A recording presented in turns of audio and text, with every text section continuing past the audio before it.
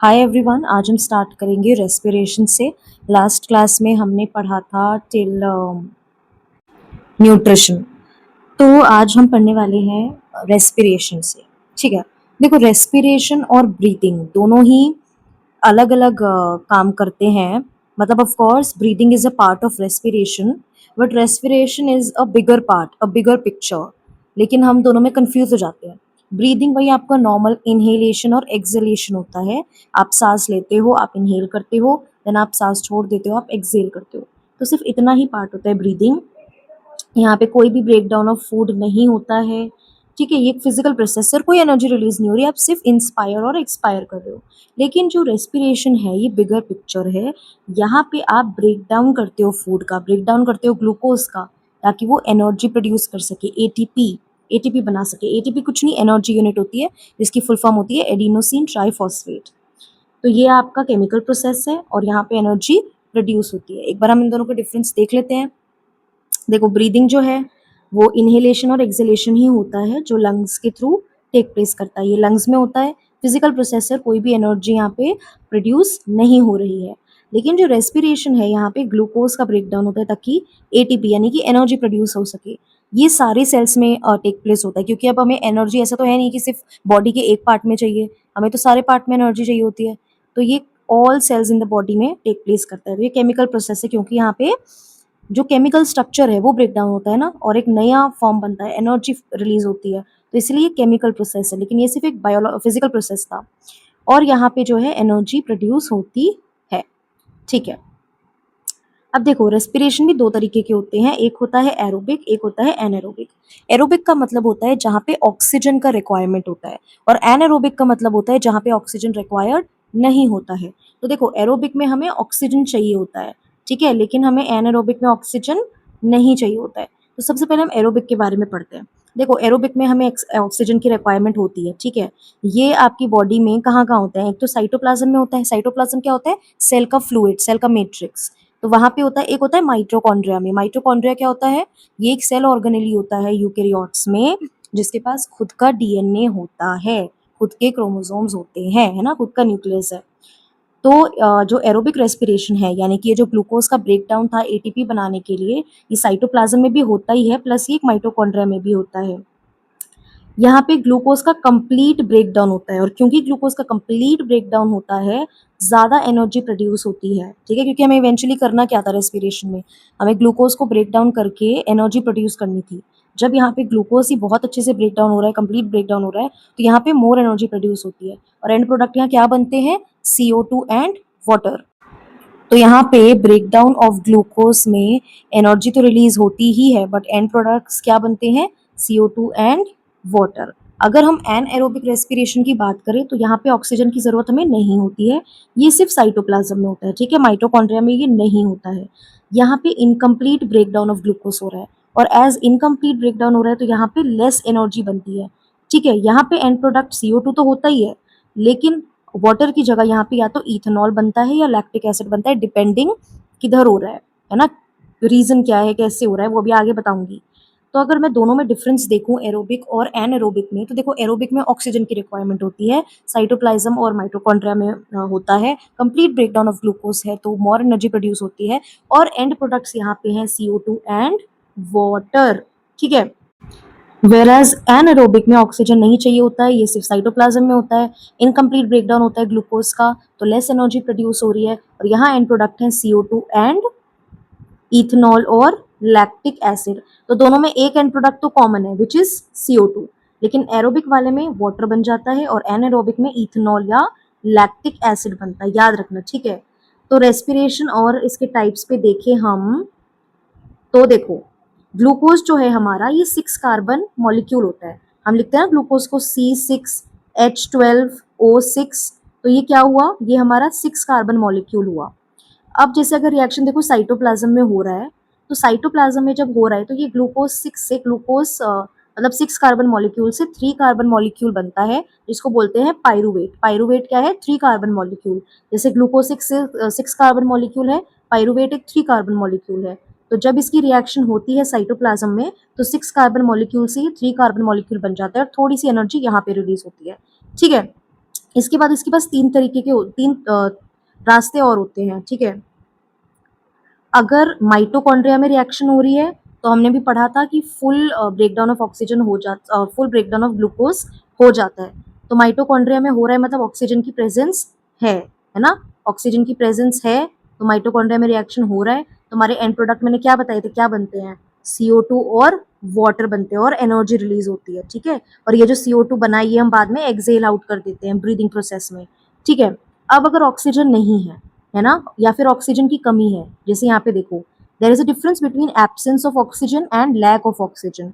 Absence of oxygen मतलब oxygen है ही नहीं, और लैक ऑफ ऑक्सीजन मतलब ऑक्सीजन की कमी है, ऑक्सीजन है बट कम है।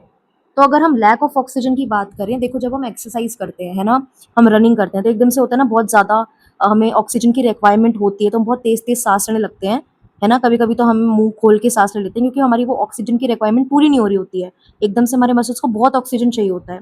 तो लैक ऑफ ऑक्सीजन हमारा मसल सेल्स में ही होता है। यहाँ पे ये जो 3 कार्बन मॉलिक्यूल है, ये lactic acid is again 3 carbon molecule, और एनर्जी रिलीज हो जाती है, मतलब यह कंप्लीट ब्रेकडाउन ऑफ ग्लूकोज नहीं होता है। इसलिए इस लैक्टिक एसिड की वजह से हमारे मसल्स में पेन भी होने लगता है। जब हम एकदम से कोई फिजिकल एक्टिविटी कर लें, तो बाद में हमें होता है ना, कुछ देर बाद पेन होता है उस जगह पे, वो इसी वजह से हो गया, क्योंकि वहाँ पे लैक्टिक एसिड बन गया है। और अगर एब्सेंस ऑफ ऑक्सीजन है, जैसे यीस्ट में, तो वहां पे क्या प्रोडक्ट बनते हैं? 3 कार्बन मॉलिक्यूल्स के बाद क्या बनता है? CO2 which is a 2 carbon molecule, energy and ethanol which is a 2 carbon molecule, CO2 and energy. तो ये प्रोडक्ट्स बनते हैं। तो इन शॉर्ट अगर मैं इसको कंक्लूड करूं, तो हमारे पास 6 कार्बन मॉलिक्यूल था विच इज ग्लूकोज। अब साइटोप्लाज्म में क्या रिएक्शन होती है? ये 6 कार्बन मॉलिक्यूल जो है विच इज ग्लूकोज, ये कन्वर्ट हो जाता है 3 carbon molecule which is pyruvate, और कुछ एनर्जी यहाँ पे रिलीज हो जाती है। अब डिपेंडिंग ऑन द कंडीशंस, जैसे अगर हमारे पास ऑक्सीजन की अवेलेबिलिटी है, तो अब इसके बाद का जो स्टेप होगा वो माइटोकॉन्ड्रिया में होता है, और यहाँ पे हमारा एंड प्रोडक्ट बन जाता है CO2, वाटर, और एनर्जी रिलीज हो जाती है। ये जो अभी CO2 बना है, ये बाद में एक्सहेल आउट हो जाता है, ठीक है? अगर ऑक्सीजन की कमी है, लैक ऑफ ऑक्सीजन है, जैसे हमारे मसल सेल्स में, जब हम एकदम कोई फिजिकल एक्टिविटी कर लेते हैं, तो हमारे मसल सेल्स की रिक्वायरमेंट पूरी नहीं हो पाती ऑक्सीजन की। तो अगर ऐसी कंडीशन है कि लैक ऑफ ऑक्सीजन है, तो यहाँ पे हमारा पायरूवेट से which is a 3 carbon molecule lactic acid बन जाता है, जो कि खुद एक 3 कार्बन मॉलिक्यूल है, और थोड़ी एनर्जी यहाँ पे भी रिलीज हो जाती है। और अगर हमारा ऑक्सीजन का एब्सेंस ही है, जैसे यीस्ट में, फिर हमारा क्या बनता है? एनर्जी तो यहाँ पे रिलीज होती है, लेकिन यहाँ पे 2 कार्बन मॉलिक्यूल बनता है which is ethanol and carbon dioxide. तो देखो, एनर्जी तो हर स्टेप में रिलीज होगी, लेकिन अगर अच्छे से ब्रेक डाउन हुआ है, जैसे माइटोकॉन्ड्रिया में है, क्योंकि वहाँ पे ऑक्सीजन की प्रेजेंस थी, यानी कि यहाँ पे एरोबिक रेस्पिरेशन हुआ है, तो यहाँ पे एंड प्रोडक्ट में 2 चीजें और क्या मिलेगी हमें? CO2 एंड वाटर मिलेगा। अगर मसल सेल्स में ब्रेक डाउन हुआ है, तो यहाँ पे अच्छे से ग्लूकोज ब्रेक डाउन नहीं होता है, तो यहाँ पे 3 कार्बन मॉलिक्यूल ही बनता है विच इज लैक्टिक एसिड और एनर्जी। यहाँ पे मतलब एक ही मेजर बाई प्रोडक्ट बना, एनर्जी तो तीनों में कॉमन थी। और अगर यीस्ट में हुआ, जहाँ पे एब्सेंस ऑफ ऑक्सीजन है, तो वहां पे हमारा क्या बनता है? एनर्जी के साथ साथ CO2 and ethanol. Ethanol is a 2 carbon molecule. अब अगर हम आए इंस्पिरेशन और एक्सपिरेशन, या इनहेलेशन और एक्सलेशन पे, तो देखो, इनहेलेशन का मतलब क्या होता है? जब आप ऑक्सीजन को इनहेल कर रहे हो, आप इनहेल किसको करते हो? ऑक्सीजन को इनहेल करते हो। और आप एक्सहेल किसको करते हो? एक्सहेल आप CO2 को करते हो, ठीक है? तो इनहेलेशन और एक्सलेशन जो है वो कैसे होता है, अभी हम ये देखेंगे। देखो, इंस्पिरेशन यानी कि हम जब ऑक्सीजन का इनटेक ले रहे हैं, मतलब ऑक्सीजन को इनहेल कर रहे हैं, और एक्सहेल हम किसको कर रहे हैं? CO2 को। तो जब ये प्रोसेस हो रहा होता है, इससे पहले एक बार हमें डायग्राम देखना जरूरी है। देखो, एक बार ये डायग्राम देखो, यहाँ पे आपका, देखो ये तो आपका नेजल पैसेज है, ये फिर माउथ कैविटी आ जाती है, ट्रैकिया क्या आ गया आपका? विंड पाइप आ गया। फेरिंग्स क्या होता है? ये कॉमन पैसेज होता है फूड और एयर के लिए। लैरिंग्स आपका वॉइस बॉक्स हो गया, उसके बाद आपका ये विंड पाइप आ गया। विंड पाइप के बाद आपको यहाँ लंग्स दिख रहे होंगे, रिब्स दिख रही होगी। एक ये डोम लाइक स्ट्रक्चर दिख रहा है आपको, ये डोम लाइक स्ट्रक्चर होता है डायफ्राम। क्या होता है? डायफ्राम, ठीक है? ये डोम लाइक स्ट्रक्चर क्या होता है आपका? डायफ्राम, ठीक है? इनहेलेशन और एक्सहेलेशन में ये हमारी मदद करता है, अभी हम देखेंगे कैसे। बाकी ब्रोंकाई, ब्रोंक्यूल्स, एल्वियोलर सैक, ये सारे आगे जाके ऐसे, मतलब जो ये ट्रैकिया है, ये इधर ट्रैकिया के बाद ये और जो डिविजन्स होती हैं ऐसे होती है, प्राइमरी ब्रोंकाई, है ना, ये सब ब्रोंक्यूल्स, इन सब में डिवीजन हो जाता है। और जो सबसे छोटा पार्ट होता है वो हमारा क्या होता है? एल्वियोलाई, जहाँ पे मेन गैसियस एक्सचेंज होता है। ये सबसे छोटी यूनिट होती है लंग्स में, ठीक है। तो वापस आ जाते हैं हमारे टॉपिक पे। देखो, कभी भी हमें अगर देखो जो एयर है, एयर कैसे ट्रैवल करती है, हाई प्रेशर से लो प्रेशर में ट्रैवल करती है ना। जब भी आप एक जगह परफ्यूम स्प्रे करते हो तो फिर उधर से सारे रूम में फ्रेग्रेंस पहुंच जाती है। यानी कि जहाँ पे आपने स्प्रे किया वहां पे हाई कॉन्सेंट्रेशन था ना एयर का, और बाकी रूम में लो था, तो हाई टू लो गया कि नहीं गया। तो वैसे ही एयर कैसे जाती है, हाई कॉन्सेंट्रेशन या हाई प्रेशर से लो प्रेशर की तरफ, ठीक है। और देखो जो प्रेशर और वॉल्यूम है वो इन्वर्सली रिलेटेड होते हैं। तो अगर हमें इनहेल करना है, यानी कि अगर हमें ऑक्सीजन को एटमॉस्फेयर से हमारे अंदर इनहेल करना है, तो ऑफ कोर्स बाहर जो है वो एटमॉस्फेरिक प्रेशर ज़्यादा होना चाहिए और अंदर कम होना चाहिए, तभी बाहर से ऑक्सीजन अंदर ट्रैवल करेगी। तो अगर हमें अंदर जो प्रेशर है वो कम चाहिए तो हमें वॉल्यूम बढ़ानी पड़ेगी। अगर हम वॉल्यूम बढ़ाएंगे तो प्रेशर कम होगा, तभी तो बाहर से अंदर प्रेशर इनहेल हो पाएगा, क्योंकि अंदर प्रेशर कम है बाहर ज़्यादा है, तो ज़्यादा से बाहर आ जाएगी एयर, इनहेल हो जाएगा। तो इसके लिए क्या होता है ना, कि जो डायफ्राम अभी मैंने दिखाया आपको, ऐसे डोम लाइक स्ट्रक्चर रिब्स के नीचे, उसकी जो मसल्स है वो कॉन्ट्रैक्ट कर जाती हैं, और ये जो डायफ्राम है ना वो डाउनवर्ड जाके ऐसे फ्लैट हो जाता है, तो ऑफ कोर्स वो वॉल्यूम बढ़ा देता है। और इस सब की वजह से जो प्रेशर है वो कम हो जाता है और एयर हमारे लंग्स में एंटर कर जाती है नोज के थ्रू। एक्सलेशन में इसका उल्टा होता है, जो डायफ्राम है वो फ्लैट था इनहेल के टाइम, वो वापस एक्सलेशन के टाइम अपनी नॉर्मल शेप ले लेता है, रिलैक्स हो जाता है ना, और वो अपना अपवर्ड शेप जैसी थी उसकी डोम लाइक को ले लेता है और एयर बाहर चली जाती है। तो इंस्पिरेशन और एक्सपिरेशन ऐसे होता है।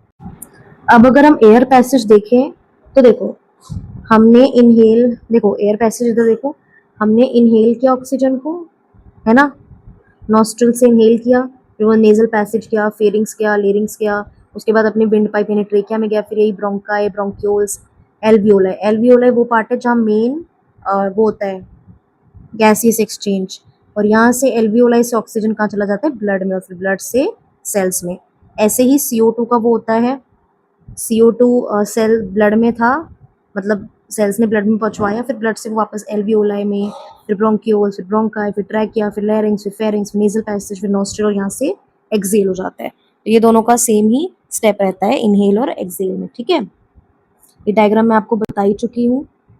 देखो एल्वियोलाई क्या होते हैं, ये साइट ऑफ हमारे गैसेस एक्सचेंज होते हैं, यहीं पे हमारा ऑक्सीजन और CO2 का एक्सचेंज होता है। ये बलून लाइक स्ट्रक्चर्स होते हैं, जब एयर एंटर करती है तो ये एक्सपैंड कर जाते हैं। इनका लार्ज सरफेस एरिया होता है, इनकी बहुत ही थिन वॉल्ड होती है, अगर ज़्यादा मोटी वॉल होगी तो डिफ्यूजन कैसे होगा, है ना। और इनका मॉइस्ट सरफेस होता है, और इनके पास रिच सप्लाई होता है ब्लड वेसल्स का। देखो ये रहा इसका स्ट्रक्चर, काफ़ी थिन वॉल्ड है, और यहीं से ऑक्सीजन और CO2 का एक्सचेंज होता है, और यहाँ पे ब्लड वेसल्स का सप्लाई बहुत अच्छा होता है, ठीक है। ऑक्सीजन का ट्रांसपोर्ट कैसे होता है, ऑक्सीजन अपने वही आरबीसीज, ऑक्सीजन का ट्रांसपोर्ट कैसे होता है, वही अपना आरबीसीज में हीमोग्लोबिन होता है, तो ऑक्सीजन इसी हीमोग्लोबिन से बाइंड करके ट्रांसपोर्ट कर जाता है। और CO2 कैसे ट्रांसपोर्ट करता है, ये डिजॉल्व फॉर्म में ट्रांसपोर्ट करता है प्लाज्मा के थ्रू, ठीक है। अगर ब्रीदिंग इन एक्वेटिक एनिमल्स देखें तो यहाँ पे जो है ब्रीदिंग वो गिल से होती है। यहाँ पे जो ब्रीदिंग का रेट होता है वो फास्ट होता है as compare to the terrestrial animals. जो लैंड एनिमल्स है वहाँ से इनका जो ब्रीदिंग रेट होता है वो फास्टर होता है, क्योंकि इनको ऑक्सीजन कहाँ, वाटर से ही मिल रहा है ना, क्योंकि यहाँ पे ऑक्सीजन वाटर में डिजॉल्व है। तो जितना ऑक्सीजन वाटर में डिजॉल्व है वो काफ़ी कम होता है एज कम्पेयर टू जितना एटमॉस्फेयर में डिजॉल्व होता है। तो वाटर में जितना कम ऑक्सीजन डिजॉल्व है तो इनको अपनी जो ब्रीदिंग रेट है वो काफ़ी फास्ट करनी पड़ती है। और अगर हम प्लांट्स में आए तो देखो, स्टोमेटा क्या होते हैं, स्टोमेटा लीफ पे टाइनी पोर्स होते हैं गैसेस एक्सचेंज के लिए। और लेंटिसेल्स क्या होते हैं, लेंटिसेल्स वुडी प्लांट्स में होते हैं, बार्क का स्ट्रक्चर है ये, बार्क में या स्टेम में ऐसे ऐसे पोर्स होते हैं, ये भी गैसेस एक्सचेंज में मदद करते हैं, बट ये लीव्स में होते हैं स्टोमेटा, और लेंटिसेल्स हमारे बार्क में होते हैं, वुडी प्लांट्स। तो इनका डायरेक्शन ऑफ डिफ्यूजन जो होता है वो किस पे डिपेंड करता है, एनवायरमेंटल कंडीशंस पे, जैसे CO2, लाइट, टेम्परेचर एटसेट्रा, ठीक है। तो अब नेक्स्ट हम नेक्स्ट क्लास में पढ़ेंगे जो है हमारा ट्रांसपोर्टेशन से। Thank you.